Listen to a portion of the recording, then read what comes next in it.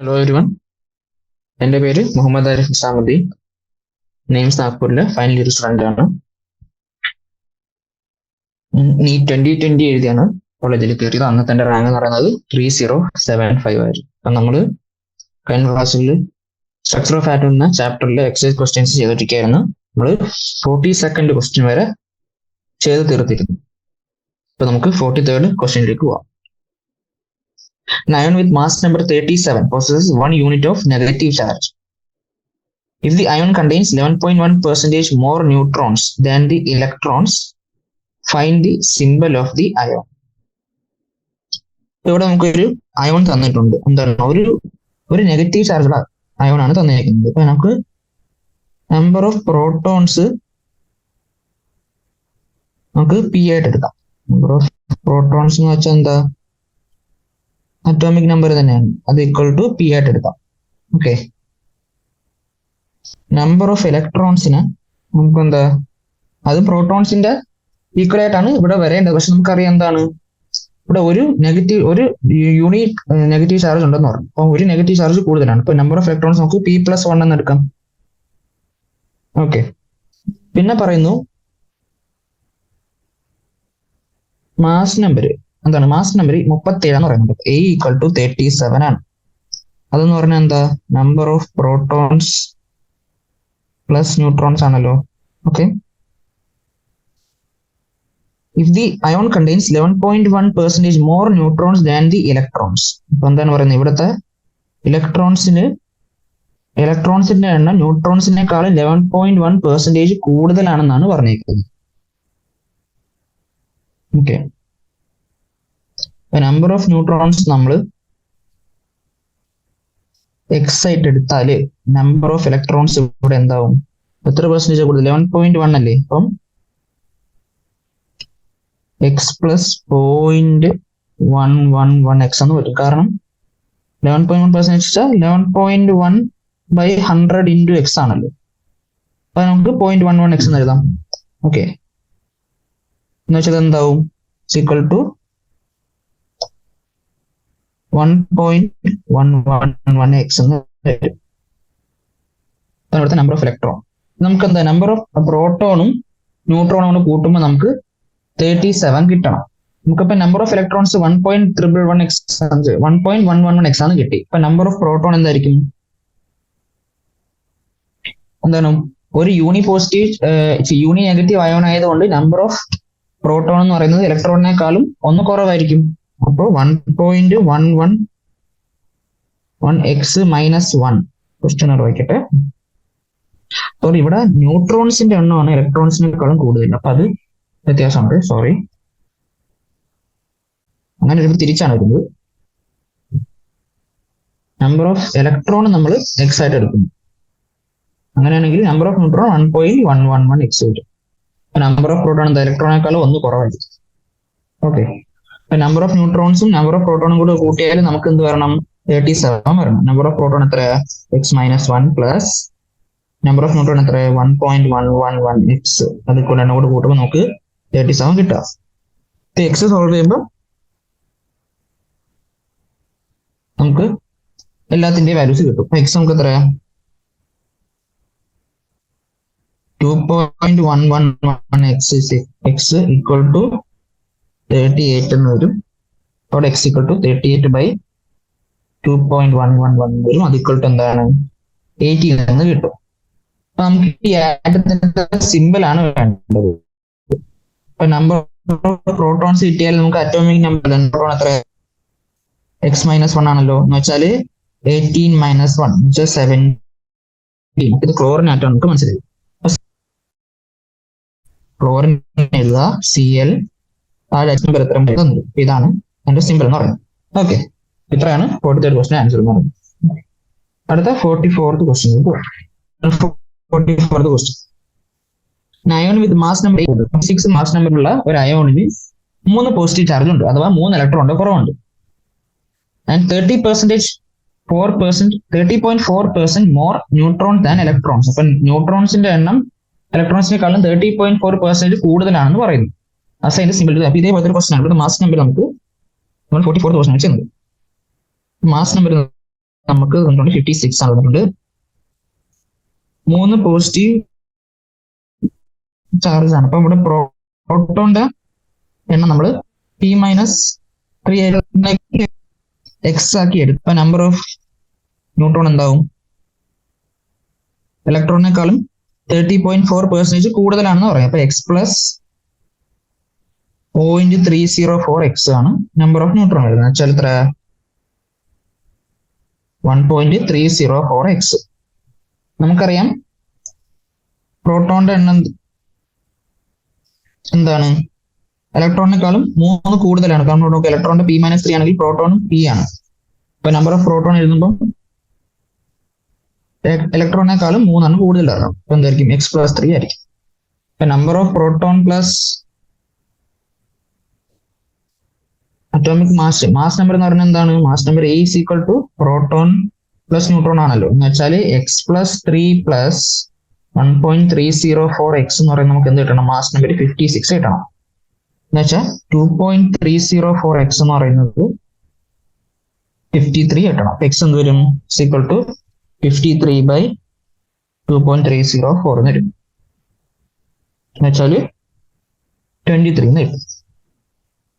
അപ്പൊ 23 ആണ് എക്സിന്റെ വാല്യൂ. അപ്പൊ നമ്പർ ഓഫ് പ്രോട്ടോൺ എത്രയാ? പ്രോട്ടോൺ എന്ന് പറയുന്നത് എക്സ് പ്ലസ് 3 ആണ്. എന്ന് വെച്ചാൽ 26. അറ്റോമിക് നമ്പർ 26 ഉള്ള എലമെന്റ് ഏതാ? അത് അയൺ ആണ്. ഇതിന്റെ സിമ്പിൾ എഴുതുക. അറ്റോമിക് നമ്പർ 26, മാസ് നമ്പർ 56 മേലെ. ഓക്കെ, അതേപോലത്തെ ക്വസ്റ്റൻ ആയിരുന്നു. 43 പോലത്തെ ക്വസ്റ്റൻ ആയിരുന്നു. 44. അടുത്ത 45th ക്വസ്റ്റ്യനിലേക്ക് പോകാം. 45th question. Arrange the following type of radiation increasing order of frequency. ഇപ്പൊ ഇലക്ട്രോമാഗ്നറ്റിക് സ്പെക്ട്രം നമ്മൾ പഠിച്ചാൽ ഈ ക്വസ്റ്റ്യൻ ചെയ്യാൻ പറ്റും. ഇപ്പൊ തന്നേക്കുന്ന ഏതൊക്കെയാ? ഒന്ന് മൈക്രോവേവ് ഓവേണ്ടത് ഫസ്റ്റ്. 45th ക്വസ്റ്റ്യൻ ആണ്. ഒന്ന് മൈക്രോവേവ്, 2 ട്രാഫിക് സിഗ്നൽ ലൈറ്റ്. അപ്പൊ വിസിബിൾ സ്പെക്ട്രം ആണ്. ട്രാഫിക് ലൈറ്റ് നമുക്ക് കാണാൻ പറ്റുന്നില്ല. അപ്പൊ വിസിബിൾ സ്പെക്ട്രം ആണ് രണ്ടാമത്തത്. FM റേഡിയോയിലത് റേഡിയോ വേവ്സ്. നാലാമത്തത് കോസ്മിക് റേസ്, പിന്നെ എക്സ് റേസ്. അപ്പൊ ഈ 5 റേസ് ആണ് നമുക്ക് തന്നേക്കുന്നത്. അപ്പൊ ഇൻക്രീസിങ് ഓർഡറിൽ നമുക്ക് അറേഞ്ച് ചെയ്യണമെങ്കിൽ എന്താ? ഏറ്റവും തന്നേക്കുന്ന ഏറ്റവും കുറവ് ഫ്രീക്വൻസി ഉള്ള ഏതിനാണ്? അത് റേഡിയോ വേവ്സ്. പിന്നെ അതിനേക്കാളും കൂടുതലുള്ളത് നമ്മുടെ ട്രാഫിക് ലൈറ്റ് അല്ലെങ്കിൽ വിസിബിൾ. അതിനേക്കാളും കൂടുതൽ മൈക്രോവേവ്, പിന്നെ എക്സ് റേസ്, പിന്നെ കോസ്മിക് റേസ്. ഇങ്ങനെയാണ് നമ്മുടെ ഫ്രീക്വൻസിയുടെ ഇൻക്രീസിങ് ഓർഡർ നടക്കുന്നത്. നമ്മൾ എഴുതിയാൽ ആദ്യം FM റേഡിയോ വരും, നോവലുള്ള റേസ് വരും, കോസ്മിക് റേഡിയോ. ക്വസ്റ്റ്യൻസ് എഴുതാൻ മതി. അപ്പൊ അങ്ങനെയാണ് നമ്മൾ അറേഞ്ച് ചെയ്യുന്നത്.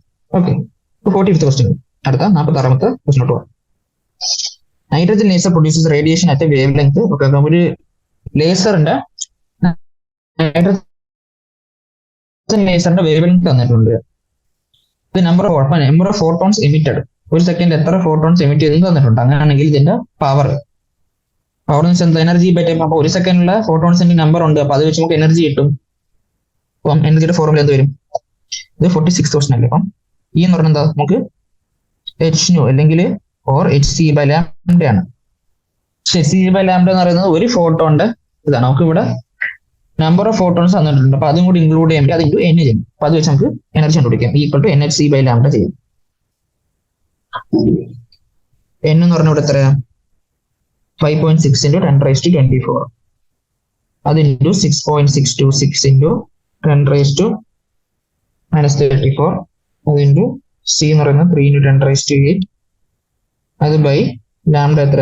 337.1 നാനോമീറ്ററിലാണ് നിൽക്കുന്നത്. ഇപ്പോൾ 10⁻⁻9 മീറ്റർ. ഇത് സോൾവ് ചെയ്യുമ്പോൾ നമുക്ക് എനർജി കിട്ടുന്ന എത്ര? 3.3 × 10⁻6 ജൂൾ. അപ്പൊ ഇത്രയും എനർജിയാണ് ഒരു സെക്കൻഡിൽ വരുന്നത്. അപ്പൊ എനർജി പെർ യൂണിറ്റ് ടൈം തന്നെയാണ് എന്ത്? പവർ എന്ന് പറയുന്നത്. അപ്പൊ ഇത് തന്നെയാണ് ഇത് പവർ എന്ന് പറയുന്നത്. ഓക്കെ, 46th ക്വസ്റ്റ്യൻ കഴിഞ്ഞു. അടുത്ത 47th question. Neon gas is generally used in signboards if it emits strongly at 616. അപ്പൊ നിയോൺ ബോർഡുകൾ നമ്മൾ കണ്ടിട്ടുണ്ടല്ലോ. അപ്പൊ അതിനകത്തുള്ള ലൈറ്റിന്റെ വേവ് തന്നിട്ടുണ്ട് 616 നാനോമീറ്റർ ആണ്. അപ്പൊ ആദ്യം കണ്ടുപിടിക്കേണ്ടത് ഫ്രീക്വൻസി, ആ റേഡിയേഷന്റെ ഫ്രീക്വൻസി കണ്ടുപിടിക്കണം. പിന്നെ 30 സെക്കൻഡ് കൊണ്ട് ഇത് എത്ര ഡിസ്റ്റൻസ് ട്രാവൽ ചെയ്യും നോക്കണം. പിന്നെ എനർജി ഓഫ് ക്വാണ്ടം, ഒരു ഫോട്ടോന്റെ അതിനകത്തുള്ള എനർജി എത്രയാണ്. പിന്നെ 2 ജൂൾ എനർജിയാണ് 2 ജൂള് എനർജി വന്നാൽ അതിനകത്ത് എത്ര ക്വാണ്ടം ഉണ്ടെന്ന് കണ്ടുപിടിക്കാം. ഓക്കെ, അപ്പൊ ആദ്യം നമുക്ക് ക്വസ്റ്റ്യൻ നമ്പർ 47 തുടങ്ങാം. വേവ് ലെങ്ത് തന്നിട്ടുണ്ട്, എത്ര ലാംഡ ഈക്വൽ ടു 616 നാനോമീറ്റർ തന്നിട്ടുണ്ട്. ആദ്യം നമുക്ക് കണ്ടുപിടിക്കേണ്ടത് എന്താ, ഫ്രീക്വൻസിയാണ്, ന്യൂ ആണ് കണ്ടുപിടിക്കുന്നത്. നമുക്കറിയാം C equal to nu lambda. ഇപ്പൊ ലാംഡ അറിയാം, സി അറിയാം, പിന്നെ കണ്ടുപിടിക്കാൻ ഒരു പാടില്ല. Nu equal to C by lambda വരും എന്ന് വെച്ചാൽ എന്താ, 3 × 10⁸ ഡിവൈഡഡ് ബൈ 616 × 10⁻⁹ എന്ന് വരും. അപ്പൊ ഇത് നമ്മൾ സോൾവ് ചെയ്താൽ നമുക്ക് ലാംഡ എന്ത് കിട്ടും, ന്യൂ എന്ത് കിട്ടും, ഈക്വൽ ടു 4.87 × 10⁻14 ഹെർട്സ് കിട്ടും, ന്യൂ ടി. ഇനി രണ്ടാമത്തെ ക്വസ്റ്റ്യൻ എന്താണ്, ഡിസ്റ്റൻസ് ട്രാവൽ. നമുക്കറിയാം ലൈറ്റ്നെസ് സ്പീഡിലാണ് ട്രാവൽ ചെയ്യുന്നത്. അപ്പോൾ 30 സെക്കൻഡ് കൊണ്ട് എത്ര ഡിസ്റ്റൻസ് ട്രാവൽ ചെയ്യുന്ന അറിയാം. പിന്നെ വി ഈക്വൽ ടു എന്താണ്, velocity equal to distance by time ആണെന്നറിയാം. അപ്പൊ ഡിസ്റ്റൻസ് എന്ന് പറയുന്നത് എന്താ, വെലോസിറ്റി ഇൻറ്റു ടൈം ആണ് അല്ലേ. അപ്പൊ distance equal to velocity time കൊടുത്താൽ വെലോസിറ്റി നമുക്കറിയാം സ്പീഡ് ഓഫ് ലൈറ്റ് ആണ് 3 × 10⁸. അതിന്റെ ടൈം എത്രയാണ്, 30 സെക്കൻഡ്. ഇത് നമുക്ക് സോൾവ് ചെയ്താൽ കിട്ടും 9 × 10⁻⁹ എന്ന് കിട്ടും. 30 സെക്കൻഡ് കൊണ്ട് ഇത്രയും ഡിസ്റ്റൻസ് ഇത് കവർ ചെയ്യും. ഇനി മൂന്നാമത്തെ എന്താ, energy of quantum. Equal to H nu ഇട്ട് കൊടുക്കുക. നമുക്ക് ന്യൂ അറിയാം, എച്ചിന്റെ വാല്യൂ അറിയാം, 6.626 × 10⁻⁻34 ഉണ്ട്. നമ്മൾ കണ്ടുപിടിച്ച ഫ്രീക്വൻസി എത്രയാ, 4 × 4.87 × 10⁻14. അതൊട്ടെടുത്താല്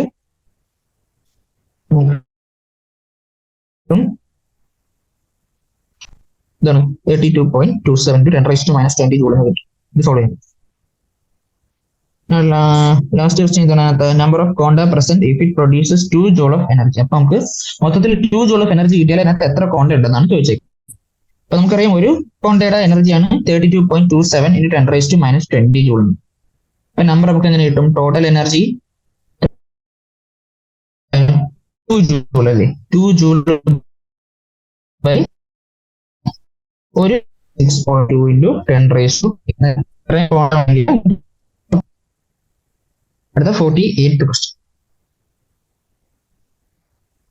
ഇതാണ്. Astronomical observation signals observed from the distance stars are generally weak. Okay, astronomical observation അപ്പോൾ ഡിസ്റ്റൻസ് സ്റ്റാറിൽ നിന്നുള്ള ലൈറ്റ് നമ്മൾ ഒബ്സർവ് ചെയ്യാം. If the photon detector receives a total of 3.15 10⁻18. അപ്പം നമുക്ക് എന്താണ്, ഫോട്ടോൺ ഇത്രയും എനർജി കിട്ടി, എന്താണ് റേഡിയേഷൻ തന്നിട്ടുണ്ട്, അതിന്റെ റേഡിയേഷന്റെ വേവ് തന്നിട്ടുണ്ട്, 600 നാനോമീറ്റർ ഉള്ള റേഡിയേഷൻ വരും, നമുക്ക് ഇത്ര എനർജി കിട്ടി. അപ്പൊ ആ റേഡിയേഷന്റെ എത്ര ഫോട്ടോൺ ഉണ്ടെന്നാണ് ചോദ്യം. സിമ്പിൾ ക്വസ്റ്റൻ ആണ്, നമുക്കറിയാം എനർജി തന്നിട്ടുണ്ട് equal to NHC equal to 3.15 × 10⁻18 × lambda എത്രയാ, 600 നാനോമീറ്റർ തന്നിട്ടുണ്ട്. 600 × 10⁻9 divided by HC 6.626 × 10⁻34 into 3 × 10⁸. ഇത് സോൾവ് ചെയ്ത് നമുക്ക് ഏകദേശം കിട്ടുന്നത് 9.5 എന്ന് കിട്ടും. നമുക്ക് അപ്രോക്സിമേറ്റ് ചെയ്ത് നമുക്ക് ഓക്കെ. 48th ക്വസ്റ്റ്യൻ കഴിഞ്ഞു. 49th question. Lifetimes of the molecules in the excited states are often measured by using pulsed radiation source of duration nearly in the nanosecond range. അപ്പോൾ മോളിക്യൂൾസ് എക്സൈറ്റഡ് സ്റ്റേറ്റ് എത്ര നേരം നിൽക്കുന്നു നമ്മൾ കണക്കാക്കുന്നത് nano second റേഞ്ചിലുള്ള time വെച്ചാണ് പറയുന്നത്. അപ്പൊ നമുക്ക് റേഡിയേഷൻ സോഴ്സ് വരുന്നുണ്ട്, അതിന്റെ ഡ്യൂറേഷൻ അല്ലെങ്കിൽ ടൈം പീരീഡ് ആണ് പറയുന്നത്. 2 നാനോ സെക്കൻഡ് ഡ്യൂറേഷൻ ഉള്ള ഒരു റേഡിയേഷൻ നമുക്ക് കിട്ടി. And the number of photons emitted during the pulse. അപ്പൊ അവിടെ നിന്നുള്ള ആ റേഡിയേഷന്റെ നമ്പർ ഓഫ് ഫോട്ടോൺസ് നമുക്ക് തന്നു. ആദ്യം നമുക്ക് തന്നത് ടൈം പീരീഡ് ആണ്, 2 നാനോ സെക്കൻഡ് ആണ് തന്നത്. എന്ന് വെച്ചാൽ 2 × 10⁻⁹ സെക്കൻഡ്സ്. പിന്നെ നമ്പർ ഓഫ് ഫോട്ടോൺസ് തന്നിട്ടുണ്ട്, എത്ര നമ്പർ ഓഫ് ഫോട്ടോൺസ് നമുക്ക് 2.5 × 10⁻15 എന്ന് കിട്ടി. എന്താ കണ്ടുപിടിക്കേണ്ടത്, calculate the energy of the source, അതാണ് ചോദിച്ചിരിക്കുന്നത്. നമുക്ക് ടൈം പീരീഡ് തന്നിട്ടുണ്ട്, അപ്പൊ അതേ നമുക്ക് ഫ്രീക്വൻസി കണ്ടുപിടിക്കാമല്ലോ. Frequency equal to 1 time period ആണല്ലോ, എന്ന് വെച്ചാൽ 1/2 × 10⁻⁹ എന്ന് വെച്ചാൽ 5 × 10⁸ എന്ന് കിട്ടും. നമ്പർ ഓഫ് ഫോട്ടോൺസ് തന്നിട്ടുണ്ട്. ഈയുടെ വാല്യൂ എന്താ, NHC by lambda, NH nu ചെയ്താൽ മതി. എന്നിന്റെ വാല്യൂ വന്നിട്ടുണ്ട് 2.5 into 10 raised to 15. അത് ഇൻറ്റു എച്ച് എത്ര 6.626 into 10 raised to minus 34. അത് ഇൻറ്റു ഫ്രീക്വൻസി എത്ര 5 into 10 to ഇത് നമുക്ക് സോൾവ് ചെയ്യുമ്പോൾ 8.282 into 10 raised to minus 10 joule കിട്ടും. ഇതാണ് എനർജി സോഴ്സിന്റെ എനർജി എന്ന് പറയുന്നത്. അടുത്ത 50ാമത്തെ ക്വസ്റ്റ്യൻ നോക്കുക. The longest wavelength doublet absorption transition is observed at 589 and 589.6. നമുക്ക് രണ്ട് ട്രാൻസിഷൻ ഒബ്സർവ് ചെയ്യാൻ പറ്റി. ഈ രണ്ട് വേവ് ലെങ്ത്തിൽ നമുക്ക് ട്രാൻസിഷൻ ഒബ്സർവ് ചെയ്യാൻ പറ്റി. അപ്പൊ ഈ ഓരോ ട്രാൻസിഷന്റെയും ഫ്രീക്വൻസി കണ്ടുപിടിക്കുക, എന്നിട്ട് ഈ ഓരോ റേഡിയേഷന്റെ എനർജി ഡിഫറൻസ് കണ്ടുപിടിക്കുക. അതാണ് നമുക്ക് പറഞ്ഞിരിക്കുന്നത്. അപ്പൊ ആദ്യം തന്നേക്കുന്ന വേവ് ലെങ്ത് 589 നാനോമീറ്റർ ആണ്. രണ്ടാമത്തെ വേവ് ലെങ്ത് 589.6 നാനോമീറ്റർ തന്നിട്ടുണ്ട്. ഓരോന്നിനെയും ഫ്രീക്വൻസി കണ്ടുപിടിക്കാൻ എന്ത് ചെയ്യണം? μ1 = എന്താണ് നമുക്കറിയാം, μ = c lambda, sorry c = new lambda നമുക്കറിയാം. അത് വെച്ച് μ = c/λ ചെയ്യാം. അപ്പൊ c/λ1 ചെയ്യാം. μ2 എന്തായിരിക്കും? അപ്പം c/λ2 ചെയ്യാം. എന്നുവെച്ചാൽ 3 into 10 raised to 8 by, അതായത് λ1 എന്ന് പറയുന്നത് 589 into 10 raised to minus 9. λ2 ആണെങ്കിൽ 3 into 10 raised to 8 by 589.6 into 10 raised to minus 9. ആദ്യത്തെ ഫ്രീക്വൻസി നമുക്ക് 5.093 into 10 raised to 14 എന്ന് കിട്ടും. അപ്പൊ രണ്ടാമത്തത് 5.0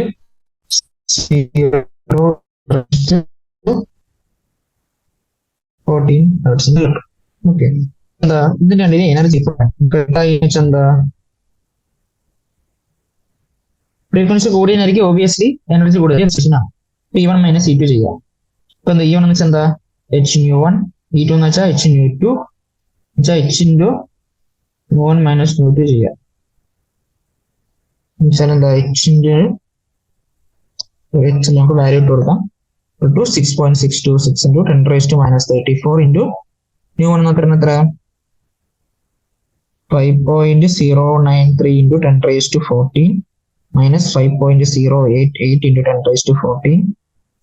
10 raised to 14 എന്ന് വെളിയിൽ കോമൺ ആയിട്ട് എടുത്താൽ 6.626 into 10 raised to minus 34 into 10 raised to 14 വരും.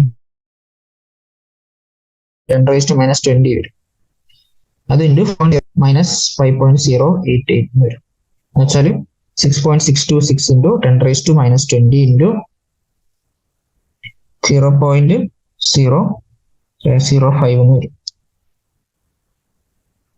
നമുക്ക് സോൾവ് ചെയ്യുമ്പോൾ ഒരു 0.0333 into 10 raised to minus 20 എന്ന് വരും. എന്നുവെച്ചാൽ നമുക്ക് 3.33 into 10 raised to minus 22 എന്ന് വരും.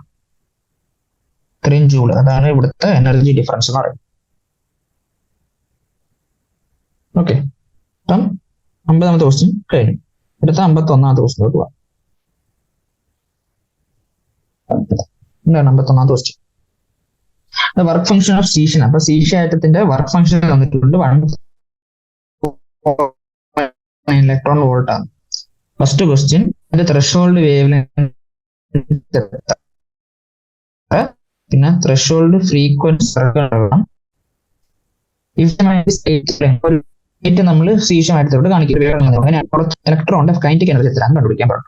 അപ്പൊ നമുക്ക് വർക്ക് ഫംഗ്ഷൻ തന്നിട്ടുണ്ട്.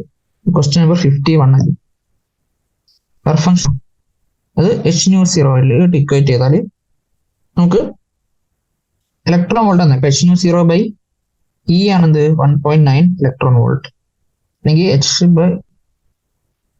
hc/λ0 into E അതാണെന്ത് 1.9 electron volt. ഇത് സോൾവ് ചെയ്താൽ നമുക്ക് ഇവിടുന്ന് λ0 എടുക്കാം. λ0 ഇപ്പൊ എന്ത് 1.hc/E യുടെ വാല്യൂ നമുക്കറിയാം. E charge of electron, E into 1.9 അതാണെന്ത് വരുന്നത്. അപ്പൊ നമ്മൾ വാല്യൂസ് ഇട്ട് കൊടുത്താൽ നമുക്ക് λ0 ഏകദേശം 6.53 into 10 raised to minus 7 metre എന്ന് കിട്ടും. അത് C = ന്യൂ λ μ0 കിട്ടും. അപ്പൊ ന്യൂ സീറോ നമുക്ക് എന്ത് കിട്ടും? സി ബൈ ലാംഡ 0 ചെയ്താൽ മതി. അത് കഴിയുമ്പോൾ നമുക്ക് ന്യൂ സീറോ 4.593 ഇൻറ്റു 10⁻14 ഹേർട്സ് എന്ന് കിട്ടും. നമുക്ക് ത്രെഷോൾഡ് ഫ്രീക്വൻസി, ത്രെഷോൾഡ് വേവ് ലെങ്തും കിട്ടി. നമുക്ക് വേണ്ട നമ്മളൊരു ലൈറ്റ് കാണിക്കുന്നു, വേവ് ലെങ്ത് 500 നാനോമീറ്റർ ഉള്ള ലൈറ്റ് സീഷ്യം മരത്തിൽ കാണിക്കുന്നു. അങ്ങനെയാണെങ്കിൽ പുറത്തു വരുന്ന എനർജിയുടെ ഇലക്ട്രോണിന്റെ എനർജി, കൈനറ്റിക് എനർജി എത്രയാണെന്ന് ചോദിച്ചത്. നമുക്കറിയാം ഇപ്പൊ തന്നേക്കുന്ന ലാംഡ, പുതിയ ലാംഡ എന്ന് പറയുന്നത് 500 നാനോമീറ്റർ ആണ്. E equal to hc by lambda ചെയ്യാം, അപ്പൊ നമുക്ക് എനർജി കിട്ടും. Equal to hc by lambda. പിന്നെ നമുക്ക് വർക്ക് ഫംഗ്ഷൻ ഇലക്ട്രോ വോൾട്ടിലാണ്. അപ്പൊ നമുക്ക് കണ്ടുപിടിക്കാൻ എനർജി ഇലക്ട്രോ വോൾട്ടിൽ കണ്ടുപിടിച്ചാൽ എത്രയാണ് കൈനറ്റിക് എനർജി എന്നുള്ളത് നമുക്ക് കണ്ടുപിടിക്കാൻ എളുപ്പമായിരിക്കും. അപ്പൊ അതിന് വേണ്ടി ഒരു ഇ കൂടി ഇട്ട് കൊടുക്കുക. ഇപ്പൊ എന്ത് വരും? 6.626 into 10⁻34 into 3⁸8 divided by 1.6 10⁻9 500 into 10⁻9 എന്ന് വരും. പിന്നെ നമ്മൾ കൺസിഡർ ചെയ്യാനുള്ളത് ഇതാണ്.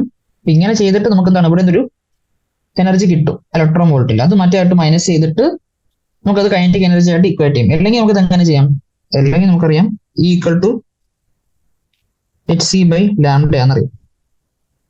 ഓക്കെ, ഇവിടെ വർക്ക് ഫംഗ്ഷൻ എന്ന് പറയുന്നത് എത്രയാണ്? വർക്ക് ഫംഗ്ഷൻ എന്ന് പറയുന്നത് hc ബൈ ലാംഡ 0 ആണ്. ഓക്കെ, അപ്പൊ ഇതിന്റെ കൈനറ്റിക് എനർജി എന്ന് പറഞ്ഞാൽ എന്താ? നമ്മൾ കൊടുത്ത എനർജി അത് E, അത് മൈനസ് വർക്ക് ഫംഗ്ഷൻ ആണല്ലോ. കൈനറ്റിക് എനർജി എന്ന് പറയുന്നത് hc by lambda minus hc by lambda 0. hc common എടുത്താൽ 1 by lambda minus 1 by lambda 0 വരും. ലാംഡ 0 ഇവിടെ എത്രയായിരുന്നു? ഇത് നാനോമീറ്ററിലാക്കിയാൽ എളുപ്പമാണ്. ഇത് 653 ഇൻറ്റു 10⁻9 എന്ന് എടുക്കാമല്ലോ. എന്നുവെച്ചാൽ അത് 653 നാനോമീറ്റർ എന്ന് വെച്ചാൽ hc into 1 by lambda 500 minus 1 by 653 വരും. ഇത് നമുക്ക് സോൾവ് ചെയ്യണം. ഇത് സോൾവ് ചെയ്യുമ്പോൾ നമുക്ക് 9.3149 ഇൻറ്റു 10⁻20 ജൂൾ എന്ന് കിട്ടും. പക്ഷെ നമ്മുടെ ചോദ്യം എന്താ? നമ്മുടെ ചോദ്യം കൈനറ്റിക് എനർജി അല്ല, ഇലക്ട്രോണിന്റെ വെലോസിറ്റി ചോദിച്ചേക്കണം. അപ്പൊ അത് ഈക്വൽ ടു നമുക്ക് ½ mv² ആയിട്ട് ഇക്വേറ്റ് ചെയ്യേണ്ടി വരും. അപ്പൊ v² is equal to 2 into 9.3149 into 10⁻20 divided by mass of electron 9.1 into 10⁻31 kg. അപ്പൊ v ആണ്, ഇതാണ് v². അപ്പൊ v യുടെ വാല്യൂ എന്ത് വരും? v യുടെ വാല്യൂ ഇതിന്റെ റൂട്ട് എടുത്താൽ മതി. റൂട്ട് എടുത്ത് നമ്മൾ സോൾവ് ചെയ്യുമ്പോൾ നമുക്ക് 4.52 ഇൻറ്റു 10⁻5 മീറ്റർ പെർ സെക്കൻഡ്. ഇതാണ് പുറത്ത് വരുന്ന ഇലക്ട്രോണിന്റെ വെലോസിറ്റി എന്ന് പറയുന്നത്. ഓക്കെ, അപ്പൊ 51st ക്വസ്റ്റ്യൻ കഴിഞ്ഞു. അടുത്ത 52ാമത്തെ ക്വസ്റ്റ്യൻ പോകാം. Following results are observed when sodium metal is irradiated with different wavelengths. അപ്പം ഓരോ വേവ് ലെങ്ത് ഉള്ള ലൈറ്റ് തന്നിട്ടുണ്ട്. പിന്നെ പുറത്ത് വരുന്ന ഫോട്ടോ ഇലക്ട്രോണിന്റെ വെലോസിറ്റി തന്നിട്ടുണ്ട്. അത് സെന്റിമീറ്റർ പെർ സെക്കൻഡിലാണ് തന്നിരിക്കുന്നത്. ഓക്കെ, അപ്പൊ അങ്ങനെയാണെങ്കിൽ ത്രെഷോൾഡ് വേവ് ലെങ്ത് എത്രയാണെന്ന് കണ്ടുപിടിക്കണം. മാത്രമല്ല പ്ലാങ്ക്സ് കോൺസ്റ്റന്റ് വാല്യൂ. അപ്പൊ ഓരോന്നിനും നമ്മൾ വാല്യൂ കൊടുക്കുക. ആദ്യം നമുക്കറിയാം നമ്മൾ കൊടുക്കുന്ന എനർജി എന്തായിരിക്കും? ഒന്നാമത് ഫസ്റ്റ് അതിന്റെ വർക്ക് ഫംഗ്ഷനും കാണിക്കും, പിന്നെ കൈനറ്റിക് എനർജിക്കും വേണ്ടി ഉപയോഗിക്കും നമുക്കറിയാം. ക്വസ്റ്റ്യൻ നമ്പർ 52 ആണ്. അപ്പൊ നമ്മളിവിടെ കൊടുക്കുന്ന എനർജി ഏതാ? hc ബൈ ലാംഡ എന്ന് പറയുന്നത് എന്തായിരിക്കും? hc by lambda 0 plus kinetic energy ½ mv² ആയിരിക്കുമല്ലോ. ഓരോന്നിനും വാല്യൂ ഇട്ട് കൊടുക്കാം നമുക്ക്. hc വരുന്ന ടേംസ് രണ്ട് ഇപ്പുറത്തോട്ടുണ്ട്. hc ഇൻറ്റു ഇപ്പുറത്തോട്ട് വന്നാൽ നമുക്ക് 1 by lambda minus 1 by lambda 0 അത് ഈക്വൽ ടു ½ mv² എന്ന് വരും. ഓക്കെ, അപ്പൊ ആദ്യം ഫസ്റ്റ് കേസ് എടുക്കും. ഫസ്റ്റ് കേസ് എന്താ? നമ്മൾ കൊടുത്ത വേവ് ലെങ്ത് 500 ആണ്. നമുക്ക് ഇക്വേഷൻ എഴുതി hc by lambda minus hc by lambda 0 equal to ½ mv² എന്ന് എഴുതുക. അപ്പൊ ഫസ്റ്റ് hc ബൈ 500 നാനോമീറ്റർ എന്ന് എഴുതുക. അത് മൈനസ് hc ബൈ ലാംഡ 0 അത് equal to ½ m into velocity ഇവിടെ തന്നേക്കുന്നത് സെന്റിമീറ്റർ പെർ സെക്കൻഡിലാണെന്ന് മറക്കണ്ട. 2.55 ഇൻറ്റു 10⁻⁻5 അതിന്റെ സ്ക്വയർ ആണ്. ഓക്കെ, രണ്ടാമത്തെ കേസ് എന്താ? HC/450. അത് നാനോമീറ്റർ ആണ്. അപ്പൊ 10⁻⁹ ആക്കുക. ഇവിടെ 10⁻⁹ കൊടുക്കാം. Minus HC/λ0 equal to half M into അവിടുത്തെ വെലോസിറ്റി എത്രയായിരുന്നു? 2.55 ഇൻറ്റു സോറി, നമുക്കിവിടെ സെന്റിമീറ്റർ പെർ സെക്കൻഡ് തന്നെ. അപ്പൊ സെന്റിമീറ്ററിനെ മീറ്റർ ആക്കാൻ എന്ത് ചെയ്യണം? നമ്മൾ ഒരു 10⁻⁻² കൂടി ഇട്ട് കൊടുക്കുക അല്ലേ? 10⁻⁻² കൂടി ഇട്ട് കൊടുത്താൽ നമുക്കിത് മീറ്റർ പെർ സെക്കൻഡ് ആയില്ലേ? അപ്പൊ അത് ഇവിടെ ഇട്ട് കൊടുക്കുക. 10⁻⁵ മാറിയിട്ട് 10⁻⁻7 ആവും. ഇവിടെ ഹാഫ് എം ഇൻറ്റു ഇവിടുത്തെ പുതിയ വെലോസിറ്റി എന്ന് പറയുന്നത്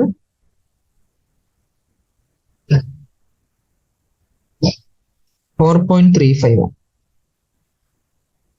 4.35 ഇൻറ്റു 10⁻⁻7 വരും അതിന്റെ സ്ക്വയർ. ഇത് ഫസ്റ്റ് ഇക്വേഷൻ. ഇത് സെക്കൻഡ് ഇക്വേഷൻ. അപ്പൊ നമ്മൾ ഈ രണ്ട് ഇക്വേഷനും കൂടെ ആഡ് ചെയ്യും. ആഡ് ചെയ്ത് നമുക്ക് കിട്ടും, ഇത് കിട്ടും HC/500 into 10⁻⁹ plus HC/450 into 10⁻⁹ minus minus 2HC ഉണ്ടല്ലോ, അപ്പൊ minus 2HC/λ0 equal to half M into 10⁻⁻7 രണ്ടിടത്തുനിന്നും കോമൺ എടുക്കാം. പിന്നെ സ്ക്വയർ ഉള്ളതുകൊണ്ട് വെളിയിൽ 10⁻⁻14 വരും.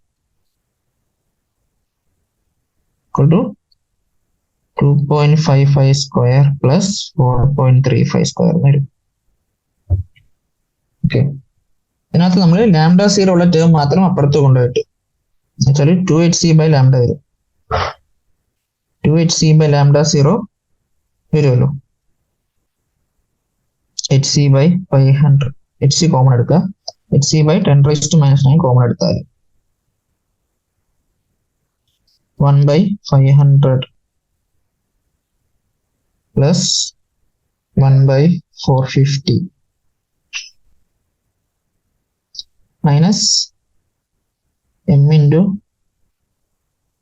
10⁻⁻14/2 ഇൻറ്റു 2.55 സ്ക്വയർ പ്ലസ് 4.35 സ്ക്വയർ. നമുക്ക് ഹോൾ ആയിട്ടാണ് മൈനസ് ഉള്ളതെന്നല്ലേ? λ0 ഇട്ടാൽ ഇതിൽ നിന്ന് λ0 സോൾവ് ചെയ്തെടുക്കാം. ഇതിൽ നമുക്ക് λ0 സോൾവ് ചെയ്തെടുക്കുമ്പോൾ നമുക്ക് 531 നാനോമീറ്റർ എന്ന് കിട്ടും. അത് നിങ്ങൾ ചെയ്ത് ആൻസർ കുറെ ചെയ്യാനുണ്ട്, അത് നിങ്ങൾ ചെയ്ത് നോക്കാം. അത് ഇത് തന്നെ കിട്ടും, 531 നാനോമീറ്റർ എന്ന് കിട്ടും. പിന്നെ എന്താണ് രണ്ടാമത്തെ ക്വസ്റ്റ്യൻ വെച്ചാൽ പ്ലാങ്ക് കോൺസ്റ്റന്റ് എത്ര എന്ന് കണ്ടുപിടിക്കാൻ ആ ചോദ്യം. അത് നമ്മൾ കണ്ടുപിടിക്കാം. അത് നമുക്ക് ഇവിടെ ഈ λ0 കിട്ടിയില്ലേ, ആ λ0 എടുത്ത് നമ്മൾ ഈ ഇക്വേഷനിൽ ഇട്ട് കൊടുക്കുക. ഫസ്റ്റ് ഇക്വേഷനിൽ λ0യുടെ വാല്യൂ ഇട്ട് കൊടുത്താൽ അപ്പൊ നമുക്ക് അവിടെ നിന്ന് എച്ചിന്റെ വാല്യൂ കിട്ടും. അത് വെച്ച് നമുക്ക് പ്ലാങ്ക് കോൺസ്റ്റന്റും കണ്ടുപിടിക്കാൻ പറ്റും. ഓക്കെ, അടുത്ത 53rd ക്വസ്റ്റ്യൻ നോക്കാം. Ejection of photoelectron from the silver metal in the photoelectric effect experiment can be stopped by applying the voltage of 0.35 volt. ഇപ്പൊ 0.35 വോൾട്ട് കൊടുത്താൽ സിൽവർ മെറ്റലിൽ നിന്നുള്ള ഫോട്ടോ ഇലക്ട്രിക് എഫക്ട് നിർത്താമെന്നാണ് പറയുന്നത്. അപ്പൊ ആ സിൽവർ മെറ്റലിന്റെ വർക്ക് ഫംഗ്ഷൻ എത്രയാണെന്ന് കണ്ടുപിടിക്കാം. അപ്പൊ നമുക്കിവിടെ 0.35 വോൾട്ട് ആണ് കൊടുത്തപ്പോഴാണ് എന്ത് ഇലക്ട്രോണിന് എന്താണ് വെളിയിൽ വരുന്ന ഇലക്ട്രോണിനെ നമുക്ക് സ്റ്റോപ്പ് ചെയ്യാൻ പറ്റിയത്. നമ്മളൊരു ലൈറ്റ് കൊടുത്തു, എന്താണ് വർക്ക് ഫംഗ്ഷന് മറികടന്ന് കൈനറ്റിക് എനർജിയും കാണും ഇലക്ട്രോൺ. പക്ഷെ ആ കൈനറ്റിക് എനർജിനെ ബ്ലോക്ക് ചെയ്യാൻ നമുക്ക് ഇവിടെ 0.35 വോൾട്ട് കൊടുത്താൽ മതി. ഓക്കെ അല്ലേ? അപ്പൊ അതിന്റെ അർത്ഥം എന്താ? ക്വസ്റ്റ്യൻ നമ്പർ ഏതായിരുന്നു? Question number 54. നമ്മളൊരു എനർജി കൊടുത്തു, അതെന്താ? അത് ഒന്നാമത് വർക്ക് ഫംഗ്ഷൻ മറികടക്കണം, കൈനറ്റിക് എനർജി മറികടക്കണം. പക്ഷെ ഇവിടെ നമ്മൾ കൈനറ്റിക് എനർജിനെ മൊത്തത്തില് ഇല്ലാണ്ടാക്കി. എന്ത് വെച്ചാൽ ഒരു 0.35 വോൾട്ട് കൊടുത്തപ്പോ മൊത്തത്തിൽ ഇല്ലാണ്ടാക്കി. അതിനർത്ഥം എന്താ? ഇവിടുത്തെ പുറത്ത് വന്ന ഇലക്ട്രോണിന്റെ കൈനറ്റിക് എനർജി എന്ന് പറയുന്നത് 0.35 ഇലക്ട്രോൺ വോൾട്ട് ആയിരുന്നു. അതുകൊണ്ടാണ് 0.35 വോൾട്ട് കൊടുത്തപ്പോ എന്താണ് ഇലക്ട്രോണിന് കൈനറ്റിക് എനർജി 0 ആയി പോയത്. അല്ലെങ്കിൽ മൂവ്മെന്റ് നമുക്ക് നിർത്താൻ പറ്റി. ഓക്കെ, അപ്പൊ നമുക്ക് കൈനറ്റിക് എനർജിയുടെ വാല്യൂ ഉണ്ട്. ഇയുടെ വാല്യൂ കണ്ടുപിടിക്കുന്ന എങ്ങനെ നമുക്ക് ഇ ഈസ് ഈക്വൽ ടു നമുക്ക് കൊടുത്ത റേഡിയേഷന്റെ വേവ് ലെങ്ത് തന്നിട്ടുണ്ട്. E equal to hc by lambda കൊടുത്താൽ hc 6.626 into 10 raised to minus 34 into 3 into 10 raised to 8. ഇതിനിപ്പോ ലാംഡ എത്രയാ 150 പൈക്കോമീറ്റർ ആണ്. അപ്പൊ 150 into 10 raised to minus 12. പിന്നെ നമുക്ക് വേണ്ടത് ഇലക്ട്രോൺ വോൾട്ടിലാണ് വേണ്ടത്. അപ്പൊ അതിനുള്ളിൽ താഴെ ഒരു ക്യൂവും കൂടെ ഇൻറ്റു ചെയ്യും. അപ്പൊ 1.6 into 10 raised to minus 19 കൂടെ ചെയ്യും. ഇത് ചെയ്യുമ്പോൾ നമുക്ക് വാല്യൂ എത്ര 4.83 ഇലക്ട്രോൺ വോൾട്ട് എന്ന് കിട്ടും. നമ്മുടെ കൈനറ്റിക് എനർജി എത്ര 0.35 ആണ്. അപ്പൊ ആ രണ്ട് വാല്യൂസ് നമുക്ക് ഈ ഇക്വേഷൻ ഇട്ട് കൊടുത്താൽ വർക്ക് ഫംഗ്ഷൻ W0യുടെ വാല്യൂ കിട്ടും. അപ്പൊ W0യുടെ വാല്യൂ എന്താ E മൈനസ് കെ ഇ വരും. ഇയുടെ വാല്യൂ എന്താ 4.83. കൈനറ്റിക് എനർജി എത്ര 0.35. വർക്ക് ഫംഗ്ഷൻ എന്ത് വരും 4.48 ഇലക്ട്രോൺ കിട്ടും. ഓക്കെ, 55th ക്വസ്റ്റ്യനിലോട്ട് നോക്കാം.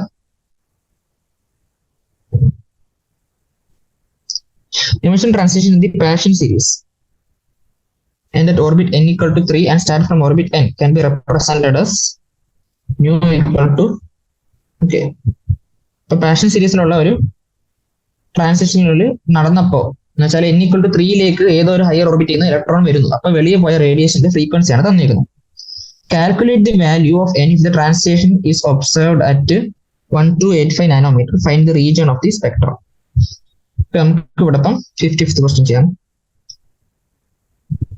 ഇവിടെ ക്വസ്റ്റ്യന്റെ ഫ്രീക്വൻസി തന്നിട്ടുണ്ട്. എന്താണ് 3.29 into 1015 അത് into 1/3 square minus 1/n square തന്നിട്ടുണ്ട്. ഓക്കെ, നമുക്കറിയാം ഫ്രീക്വൻസി പറയുന്നത് സി ബൈ ലാംഡയാണ്. അപ്പൊ സി ബൈ ലാംഡ ഇത് രണ്ടും കൂടെ നമുക്ക് ഇക്വേറ്റ് ചെയ്യാം. 3.29 into 10 raised to 15 into 1/9 minus 1/n square equal to c by lambda എത്ര 3 into 10 raised to 8. നമുക്ക് ലാംഡ നമുക്ക് ക്വസ്റ്റ്യൻ തന്നിട്ടുണ്ട് എത്രയാ 1285 നാനോമീറ്റർ തന്നിട്ടുണ്ട്. അപ്പൊ 1285 into 10 raised to minus 9 എന്ന് വിളിക്കും. ഇത് നമ്മൾ 1/9 minus 1/n square equal to 3 into 10 raised to 8 divided by 3.29 into 10 raised to 15 into 1285 into 10 raised to minus 9 വരും. ഇവിടെ നിന്ന് നമുക്ക് 1/n സ്ക്വയർ എന്ന് പറയുന്നത് 1/9 മൈനസ് ഈ സാധനം മൊത്തം ഈ വലിയ ടേം മൊത്തം നമുക്ക് സോൾവ് ചെയ്യുമ്പോൾ നമുക്ക് കിട്ടുന്നത് 0.071 എന്ന് വരും. എന്ന് വെച്ചാൽ നമുക്ക് 1/n സ്ക്വയർ 0.04 അല്ലെങ്കിൽ 1/25 എന്ന് വരും. n square is equal to 25 കിട്ടും, n ഈക്വൽ ടു 5 എന്ന് കിട്ടും. ഇപ്പൊ എന്താണ് ഈ റേഡിയേഷൻ കൊടുത്താൽ റേഡിയേഷൻ ഏതിന് കറസ്പോണ്ടിങ് ആയിട്ടുള്ള ട്രാൻസിഷൻ ആണ് നടക്കുന്നത്? n ഈക്വൽ ടു 5 നിന്ന് n ഈക്വൽ ടു 3 വരുമ്പോഴാണ് ഈ ട്രാൻസിഷൻ നടക്കുന്നതാണ് എൻ്റെ അർത്ഥം. ഓക്കെ, അടുത്ത ക്വസ്റ്റിനോട്ട് പോകാം. 56th question. Calculate the wavelength for the emission transition if it starts from the orbit having നമുക്ക് ഒരു ഓർബിറ്റ് റേഡിയസ് തന്നിട്ടുണ്ട്. ആ റേഡിയസ് ഓർബിറ്റിൽ നിന്ന് തുടങ്ങുന്ന എമിഷൻ സ്പെക്ട്രം ആണ്. അപ്പൊ ആ റേഡിയസിൽ നിന്നുള്ള ഓർബിറ്റിൽ നിന്ന് വേറൊരു ഓർബിറ്റിലോട്ട് പോകുന്നു. പുറത്ത് വരുന്ന റേഡിയേഷന്റെ വേവ് ലെങ്ത് തന്നിട്ടുണ്ട്. Name the series to which this transition belongs and the region of the spectrum. ഏത് ട്രാൻസിഷൻ ആണ് ഇവിടെ നടക്കുന്നതാണ് ചോദ്യം. അപ്പൊ നമുക്കറിയാം റേഡിയസിന്റെ ഇക്വേഷൻ എന്താണ്? R equal to 0.529 into n square. പിന്നെ ഹൈഡ്രജൻ ലൈക്ക് ആറ്റംസ് ആണെങ്കിൽ ബൈ സെഡും കൊണ്ട് വരും. നമുക്ക് ഇവിടെ അതിന്റെ ആവശ്യമില്ല, ഹൈഡ്രജനിലാണ് നടക്കുന്നത് അസ്യൂം ചെയ്യാം. ഓക്കെ, അപ്പം അത് ഈക്വൽ ടു ഇവിടെ എത്രയും തന്നിട്ടുണ്ട് 1.3225 നാനോമീറ്റർ തന്നിട്ടുണ്ട്. 1.3225 into 10 raised to minus 9 metre തന്നിട്ടുണ്ട്. n സ്ക്വയർ ബൈ z വരുന്നത് ആംസ്ട്രോങ്ങിലാണ് വരുന്നത്. ഓക്കെ, അല്ലെങ്കിൽ നമുക്ക് R is equal to 52.9 n square by z into and picometre ആക്കി എഴുതും. ഇപ്പോഴത്തെ തന്നേക്കുന്ന റേഡിയസ് ഏതാണ് എന്ന് പറയുന്നത് 1.3225 നാനോമീറ്റർ ആണ്. അപ്പൊ അതിനെ നമ്മൾ പൈക്കോമീറ്റർ ആക്കിയാൽ 2.5 പൈക്കോമീറ്റർ എന്ന് എഴുതാം. അത് ഈക്വൽ ടു നമുക്ക് n ഡാഷ് സ്ക്വയർ എന്ന് ഇടാം. n dash square by z എന്ന് ഇടാം. n ഡാഷ് സ്ക്വയർ എന്ന് വരും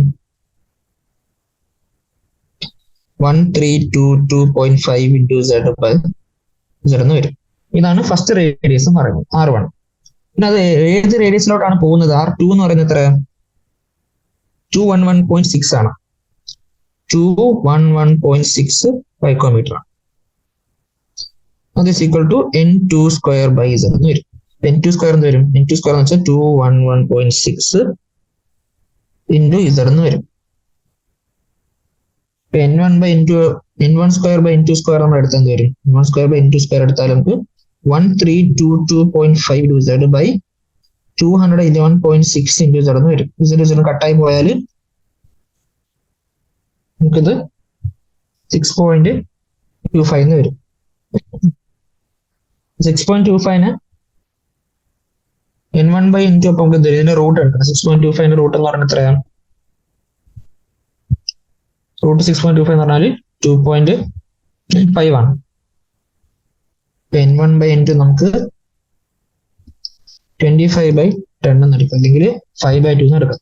അതിനർത്ഥം n1 എന്ന് പറയുന്നത് 5, n2 എന്ന് പറയുന്നത് 2 ആണ്. എന്ന് വെച്ചാൽ 5 ഏതോ ഒരു ആറ്റത്തിന്റെ 5th ഓർബിറ്റിൽ നിന്ന് 2nd ഓർബിറ്റിലോട്ട് വരുമ്പോഴാണ് ഈ ട്രാൻസിഷൻ നടന്നതാണ് അർത്ഥം. ഓക്കെ, അടുത്ത dual behaviour of matter proposed by de Broglie led to discovery of electron microscope. If the velocity of electron is microscope. ഇപ്പൊ ഒരു ഇലക്ട്രോൺ മൈക്രോസ്കോപ്പിലുള്ള ഇലക്ട്രോണിന്റെ വെലോസിറ്റി വന്നിട്ടുണ്ട്. അപ്പൊ അതിന്റെ ഡി ബ്രോഗ്ലി കണ്ടുപിടിക്കാനാണ് ചോദ്യം.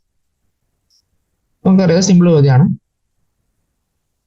വെലോസിറ്റി വന്നിട്ടുണ്ട് 1.6 × 10⁻⁶ മീറ്റർ പെർ സെക്കൻഡ്.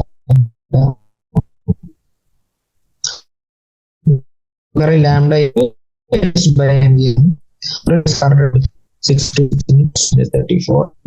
മാസ് എത്ര? 9.1 × 10⁻31 into 10⁻6.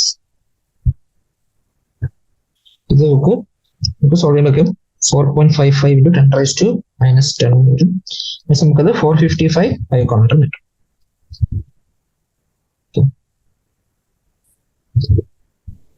അടുത്ത question. Similar to electron diffraction, neutron diffraction microscope is also used for determination of structure. Electron microscope പോലെ ന്യൂട്രോൺ ഉപയോഗിച്ച് മൈക്രോസ്കോപ്പ് ഉണ്ടെന്നാണ് പറയുന്നത്. അവിടെ വെച്ചാൽ ന്യൂട്രോണിന്റെ wave length 800.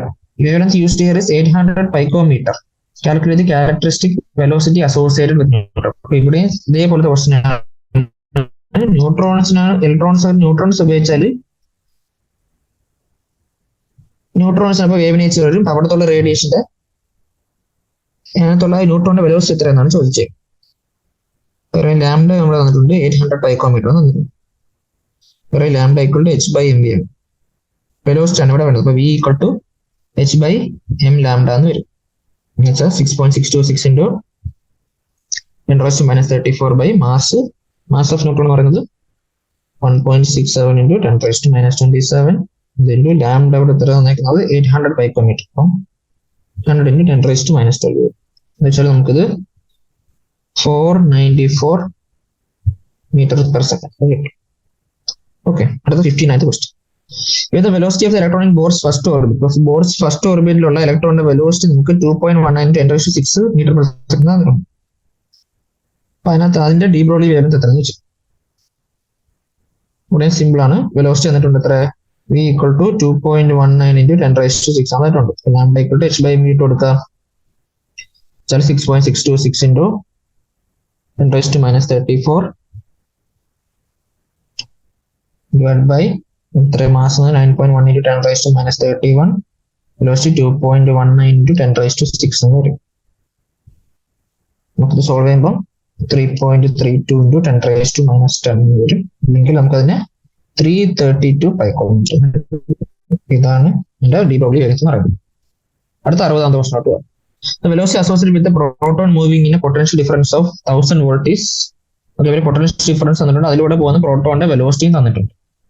If the hockey ball of mass 0.1 kg is moving with this velocity, calculate the wavelength associated with this velocity. 0.1 kg മാസമുള്ള hockey ball ഈ വെലോസിറ്റിയിൽ നീങ്ങിയാൽ അതിന് ഡി ബ്രോഗ്ലി വേഗം എന്തായിരിക്കും ചോദിച്ചത്. ഇതും ഡയറക്റ്റ് ഫോർമുല ക്വസ്റ്റ്യൻ ആണ്. കൊടുക്കുക h എത്ര 6.626 10⁻⁴. മാസം എത്ര നിൽക്കുന്നത് 1/2 കിലോ ഇല്ല 100 ഗ്രാം ആണ്. ഇപ്പൊ 0.1 വെലോസിറ്റി എത്ര നിൽക്കുന്നത് 4.37 10⁻⁵. നമുക്ക് സോൾവ് ചെയ്താൽ 1.516 10⁻⁻38 മീറ്റർ ഇത്രയും മീറ്റർ. അതാണ് അതിന്റെ വേഗത്തിൽ എന്ന് പറയാം. ഓക്കെ, അടുത്ത 61ാമത്തെ question. With position of electron is measured with an accuracy of. അപ്പം പൊസിഷൻ തന്നിട്ടുണ്ട്. നമുക്ക് ഇത് ഹൈസൻബർഗ്സ് അൺസർട്ടനിറ്റി പ്രിൻസിപ്പിളിന്റെ ക്വസ്റ്റ്യൻ. അപ്പം ഡെൽറ്റ എക്സിന്റെ വാല്യൂ 0.002 നാനോമീറ്റർ തന്നിട്ടുണ്ട്. അപ്പം calculate uncertainty momentum of electron. അപ്പം ഡെൽറ്റ പി എത്രയെന്നാണ് ചോദിച്ചേക്കുന്നത്. അപ്പം ക്വസ്റ്റ്യൻ 61 ഡെൽറ്റ എക്സ് എന്ന് പറയുന്നത് 0.002 നാനോമീറ്റർ 10⁻⁹. നമുക്കറിയാം delta X into delta P greater than or equal to h/4π വരണം. അപ്പൊ ഇക്വേറ്റ് ചെയ്യുമ്പോൾ delta X into delta P h/4π equate ചെയ്യുക. ഡെൽറ്റ പി എന്ത് വരും h/4π ഇൻറ്റു ഡെൽറ്റ എക്സ് എന്ന് വെച്ചാൽ 6.626 into 10⁻⁻34 divided by 4 into 3.14 into delta X എന്ന് പറയുന്നത് 2 പൈക്കോമീറ്റർ എഴുതാം. 2 ഇൻറ്റു 10⁻⁻12 നമുക്കവിടെ ഡെൽറ്റ പി സോൾവ് ചെയ്യുമ്പോൾ നമുക്ക് 2.637 ഇൻറ്റു 10⁻⁻23 മൊമെന്റ് ആയതുകൊണ്ട് MV kilogram metre per second ആയിരിക്കും യൂണിറ്റ്. എന്താണ് അടുത്തതിന്റെ കൂടെ ഒരു question. Suppose the momentum of electron is h/4 into 10.05 nanometre. അപ്പൊ നമുക്ക് ഒരു ഇത് അൺസർട്ടനിറ്റി മൊമെന്റ് ആണ് ഇത്രയും. അപ്പൊ നമുക്ക് എന്താണ് അൺസർട്ടനിറ്റി ഒരു മൊമെന്റത്തിന്റെ വാല്യൂ തരികയാണ്. എന്താണ് അത് ഈക്വൽ ടു h/4π ഇൻറ്റു 0.05 ആണ്. h/4π ഇൻറ്റു 0.05 നാനോമീറ്റർ 10⁻⁻9 വരും. അപ്പൊ ഇത് നമുക്ക് സോൾവ് ചെയ്യാൻ നമുക്ക് എത്ര കിട്ടുക? സോൾവ് ചെയ്യാൻ നമുക്ക് 1.055 ഇൻറ്റു 10⁻⁻24 വരും. അല്ലെങ്കിൽ മറ്റേതായിട്ട് കമ്പയർ ചെയ്യുകയാണെങ്കിൽ ഇത് 0.1055 ഇൻറ്റു 10⁻⁻23 എന്ന് വരും. അപ്പൊ നമ്മൾ നോക്കുകയാണെങ്കിൽ അൺസർട്ടനിറ്റി മൊമെന്റത്തിനേക്കാളും ഒരുപാട് ചെറുതാണ് ഈ വാല്യൂ, ഈ മൊമെന്റത്തിന്റെ വാല്യൂ എന്ന് പറയുന്നത്. അപ്പൊ ഈ വാല്യൂ നമുക്ക് ഡിഫൈൻ ചെയ്യാൻ പറ്റത്തില്ല. അത്രയും അൺസർട്ടനിറ്റിനേക്കാളും അത്രയും ചെറിയ വാല്യൂ ആയതുകൊണ്ട് നമുക്കത് ഡിഫൈൻ ചെയ്യാൻ പറ്റത്തില്ല. ഓക്കെ, അടുത്ത ക്വസ്റ്റ്യൻ പോകും. Quantum numbers of 6 electrons are given. ഇപ്പൊ 6 ഇലക്ട്രോണിന്റെ ക്വാണ്ടം നമ്പേഴ്സ് വന്നിട്ടുണ്ട്. ഓരോന്നിന്റെ ഇൻക്രീസിംഗ് എനർജിയിൽ അറേഞ്ച് ചെയ്തതൊക്കെയാണ് പറഞ്ഞേക്കുന്നത്. അപ്പൊ ആദ്യം നമുക്ക് എന്താണ് n = 4 l = 4 ആണ്. L2 എന്ന് പറയുന്നത് d ഓർബിറ്റിലുള്ളതാണ്. പിന്നെ എനർജി വരുമ്പോൾ നമുക്ക് എന്താണ് എല്ലാ ഓർബിറ്റും ഒരു ഓർബിറ്റിലാണ് നമുക്ക് കൺസിഡർ ചെയ്യുന്നതെങ്കിൽ ആ ഓർബിറ്റിലുള്ള എല്ലാ എന്താണ് ഡീജനറേറ്റ് ഓർബിറ്റൽസ് ഒരേ എനർജി ഉള്ളവരാണ്. അപ്പൊ നമുക്ക് എമ്മിന്റെ വാല്യൂ നമുക്ക് അവിടെ സത്യത്തിൽ സിഗ്നിഫിക്കന്റ് അല്ല. ഇവിടെ ആണെങ്കിൽ 3 l = 3d ഓർബിറ്റല്,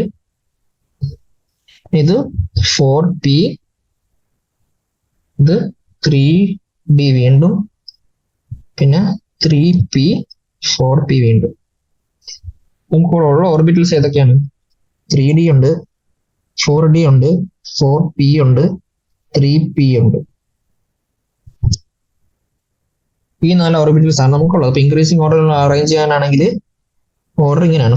3d കഴിഞ്ഞാൽ പിന്നെ 3d, പിന്നെ 4p, പിന്നെ 4d. ഒരേ വാല്യൂസ് ഉള്ള വന്നാൽ അതെല്ലാം ഒരേ എനർജി കൊടുക്കും. ഈ ഓർബിറ്റ് ഈ ഓർഡറിലാണ് നമ്മൾ അറേഞ്ച് ചെയ്യേണ്ടത്. ഓക്കെ, അടുത്ത 63ാമത്തെ question. The bromine atom possesses 35 electrons. Bromine ആറ്റത്തിൽ 35 ഇലക്ട്രോൺ എന്ന് പറയുന്നു. അതിനകത്ത് 6 ഇലക്ട്രോൺ 2p ഓർബിറ്റിൽ, 6 എണ്ണം 3p ഓർബിറ്റിൽ, 5 എണ്ണം 4p ഓർബിറ്റിൽ. Which of these electrons experiences the lowest effective nuclear charge? ഇപ്പൊ ഏത് ഇലക്ട്രോൺ ആണ് ലോവസ്റ്റ് എഫക്റ്റീവ് ന്യൂക്ലിയർ ചാർജ്? നമുക്കറിയാം ഷീൽഡിംഗ് എഫക്ട് എന്ന് പറയുന്ന സാധനമുണ്ട്. എന്താണ് ഇന്നർ ഇലക്ട്രോൺസ് ഔട്ടർ ഇലക്ട്രോൺസിനെ റിപ്പൽ ചെയ്യും. അപ്പൊ അതിന്റെ എഫക്റ്റീവ് ന്യൂക്ലിയർ ചാർജ് കിട്ടുന്നത് കുറവായിരിക്കും. ഇപ്പൊ ഏറ്റവും വെളിയിലുള്ള ഓർബിറ്റിലുള്ള ഇലക്ട്രോൺസ് ഏതാണോ അതിനായിരിക്കും ഏറ്റവും എഫക്റ്റീവ് ന്യൂക്ലിയർ ചാർജ് കുറവ് കിട്ടുന്നത്. അപ്പൊ നമുക്ക് ഇത് ഏതൊക്കെ ഓർബിറ്റ് ആണ്? 2p ഉണ്ട്, 2p ഓർബിറ്റിലുണ്ട്, 3p ഓർബിറ്റിലുണ്ട്, 4p ഓർബിറ്റിലുണ്ട്. പിന്നെ അത് ഏറ്റവും വെളിയിലുള്ളത് 4p ഓർബിറ്റിലാണ്. ഷീൽഡിങ് എഫക്റ്റ് ഉള്ളത് കൊണ്ട് ഏറ്റവും വെളിയിലുള്ള ഓർബിറ്റിലായിരിക്കും, അല്ലെങ്കിൽ ഇവിടെ 4p ഓർബിറ്റിലായിരിക്കും ഏറ്റവും എഫക്റ്റീവ് ന്യൂക്ലിയർ ചാർജ് കുറവുള്ളത്. അപ്പം ഇവിടെ ആൻസർ എന്ന് പറയുന്നത് 4p ഓർബിറ്റിലാണ്. അടുത്ത question, among the following pairs of orbitals, 64th question ആണ് പറയുന്നത്. among the following pairs of orbitals which orbital will experience larger effective nuclear charge? നമുക്കിവിടെ ഓരോ 3 പേര് തന്നിട്ടുണ്ട്. ഈ ഓരോ പേരിൽ ഏതിനാണ് എഫക്റ്റീവ് ന്യൂക്ലിയർ ചാർജ് കൂടുതൽ അനുഭവിക്കുന്നതാണ് ചോദിക്കുന്നത്. അപ്പൊ ആദ്യം 2s-ഉം 3s-ഉം, പിന്നെ 4d-യും 4f-ഉം 3d-യും 3p. നമുക്കറിയാം അകത്തുള്ളതിനായിരിക്കും പുറത്തുള്ളതിനേക്കാൾ എഫക്റ്റീവ് ന്യൂക്ലിയർ ചാർജ് കൂടുതൽ അനുഭവപ്പെടുക. അപ്പൊ അതുകൊണ്ട് 2s-നും 3s-നും 2s-നായിരിക്കും കൂടുതൽ എഫക്റ്റീവ് ന്യൂക്ലിയർ ചാർജ്. പിന്നെ 4d 4f എടുത്താൽ 4d ആയിരിക്കും 4f-നേക്കാൾ ന്യൂക്ലിയസിന് അടുത്ത്. അപ്പൊ അതിന് 4d ആയിരിക്കും കൂടുതൽ. പിന്നെ 3d-യും 3p-യും ഇത് നമ്മൾ കൺസിഡർ ചെയ്യുമ്പോൾ 3p ആയിരിക്കും 3d-നേക്കാൾ അടുത്തുള്ളത്. അപ്പൊ 3p-ക്ക് ആയിരിക്കും എഫക്റ്റീവ് ന്യൂക്ലിയർ ചാർജ് കൂടുതലുള്ളത്. ഇതാണ് അതിന്റെ ആൻസർ എന്ന് പറയുന്നത്. അടുത്ത 65ാമത്തെ question, the unpaired electrons in aluminum silicon are present in 3p orbital. Okay. Which electrons will experience more effective nuclear charge from the nucleus? അപ്പൊ നമുക്കറിയാം എന്താണ് അറ്റോമിക് നമ്പർ കൂടുന്നതനുസരിച്ച് നമ്പർ ഓഫ് പ്രോട്ടോൺസും കൂടി വരികയാണ്. ഓക്കെ, അപ്പം അറ്റോമിക് നമ്പർ കൂടിയ ആൾക്ക് protons കൂടുന്നതിലൂടെ എന്താണ് nuclear ചാർജും കൂടി വരികയാണ്. ഓക്കെ, അപ്പൊ അങ്ങനെ വരുമ്പോൾ കൂടുതൽ പ്രോട്ടോൺ ഉള്ള ആളിനായിരിക്കും എഫക്റ്റീവ് ന്യൂക്ലിയർ ചാർജ് കൂടുതൽ ഉണ്ടാവുക. അപ്പൊ അങ്ങനെ നോക്കുമ്പോൾ അലൂമിനിയം സിലിക്കൺ എടുക്കുമ്പോൾ അലൂമിനിയത്തിന്റെ നമ്പർ 13, സിലിക്കണിന്റെ 14 ആണ്. അപ്പൊ അങ്ങനെ നോക്കുമ്പോൾ സിലിക്കണിന്റെ 3p ഓർബിറ്റിലുള്ള ഇലക്ട്രോൺ ആയിരിക്കും അലൂമിനിയത്തിന്റെ 3p ഓർബിറ്റിനേക്കാളും കൂടുതൽ എഫക്റ്റീവ് ന്യൂക്ലിയർ ചാർജ് കിട്ടുക. ഓക്കെ, അതാണ് അതിന്റെ ഒരു ലോജിക് എന്ന് പറയുന്നത്. Indicate the number of unpaired electrons in phosphorus, silicon, chromium, iron and krypton. ഇതിനകത്തുള്ള അൺപെയർഡ് ഇലക്ട്രോൺസിനെ കാണിക്കാനാണ് പറയുന്നത്. ആദ്യം ഫോസ്ഫറസിന്റെ നമുക്കറിയാം എന്താ അത്. ഫോസ്ഫറസിന്റെ 1s2, 2s2, 2p6, 3s2, 3p3. നമുക്ക് അവസാനമുള്ളത് മാത്രം മതി, 3s2, 3p3 മതി. അപ്പൊ അത് വരയ്ക്കുമ്പോൾ 3s2 രണ്ടെണ്ണം, 3p3 മൂന്നെണ്ണം. ഓക്കെ, പിന്നെ സിലിക്കണിന്റെ ഇലക്ട്രോണിക് കോൺഫിഗറേഷൻ എന്താ? Electronic configuration 1s2, 2s2, 2p6, 3s2, 3p2. അവസാനത്തെ 3s2, 3s-ൽ രണ്ടെണ്ണം, p-ൽ രണ്ടെണ്ണം. പിന്നെ ക്രോമിയത്തില് അറ്റോമിക് നമ്പർ 24 ആണ്. കോൺഫിഗറേഷൻ എഴുതുമ്പോൾ നമുക്ക് 4s1, 3d5 നമുക്ക് എന്താണ് മറ്റേ എക്സെപ്ഷണൽ കോൺഫിഗറേഷൻ ഉള്ളത്. ഹാഫ് ഫീൽഡ് എക്സ്ട്രാ സ്റ്റെബിലിറ്റി നമ്മൾ പറഞ്ഞിട്ടില്ലേ. അപ്പൊ അങ്ങനെ വരുമ്പം 4s1-ൽ എസില് 4s ഓർബിറ്റിൽ ഒറ്റൊരെണ്ണം, 3d ഓർബിറ്റലില് ഓരോന്ന്, എല്ലാത്തിലും ഓരോന്നും വരും. ഇനി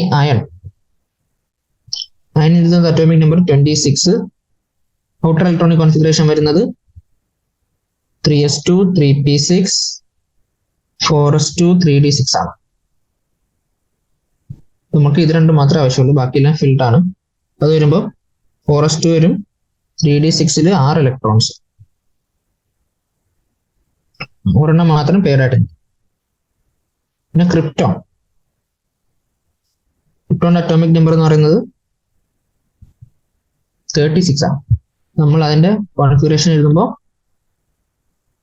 ഔട്ടർ കോൺഫിഗറേഷൻ പറയുന്നത് 4s2, 3d10, 4p6 വരും.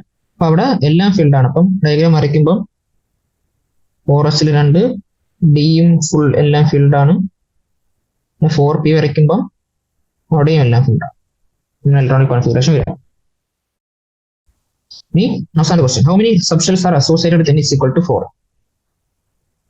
n equal to 4 ആണെങ്കിൽ നമുക്ക് എല്ലിന്റെ വാല്യൂ എന്ത് വരും? 0, 1, 2, 3 വരും.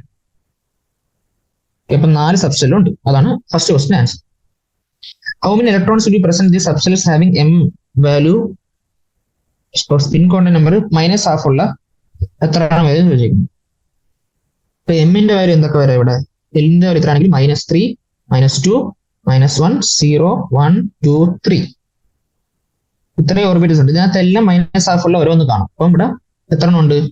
7 എണ്ണം ഉണ്ട്. അപ്പൊ 7 എണ്ണം sorry n is equal to 4 വരുമ്പോൾ അവിടുത്തെ ടോട്ടൽ നമ്പർ ഓഫ് ഇലക്ട്രോൺസ് നമ്മൾ എങ്ങനെ കൂട്ടുക? n equal to 4 ആണ് നമ്മൾ പഠിച്ചതാണ്, നമ്മൾ പറഞ്ഞിട്ടുള്ളതാണ്. എന്താണ് ടോട്ടൽ നമ്പർ ഓഫ് ഇലക്ട്രോൺസ്? നമ്മൾ 2n² ആണെന്ന് പഠിച്ചിട്ടുണ്ട്. ഇലക്ട്രോൺസ് വിത്ത് പ്രിൻസിപ്പൽ കോണ്ടന്റ് നമ്പർ n ആണെങ്കിൽ total number of electrons with content number 2n² ആണ്. അപ്പൊ ഇവിടെ 2 × 4² വരും, അല്ലെങ്കിൽ 2 × 16 വരും. എന്ന് വെച്ചാൽ 32 ഇലക്ട്രോൺസ് ആണ് n equal to 4 വരിക. അതിനകത്തുള്ള പകുതി ഇലക്ട്രോൺസിന് +½ പകുതി ഇലക്ട്രോൺ -½ ആയിരിക്കും. അപ്പൊ ഇവിടെ -½ വരുന്ന ഇലക്ട്രോൺ കാണും. അതിന്റെ പകുതി 16 ഇലക്ട്രോണെ -½ സ്പിൻ കോണ്ടന്റ് നമ്പർ വരത്തുള്ളൂ. ഓക്കെ, ഇത്രയാണ് ഈ ചാപ്റ്ററിലെ ക്വസ്റ്റ്യൻസ്. ഇവിടെ കൊണ്ട് നിർത്താം. Thank you.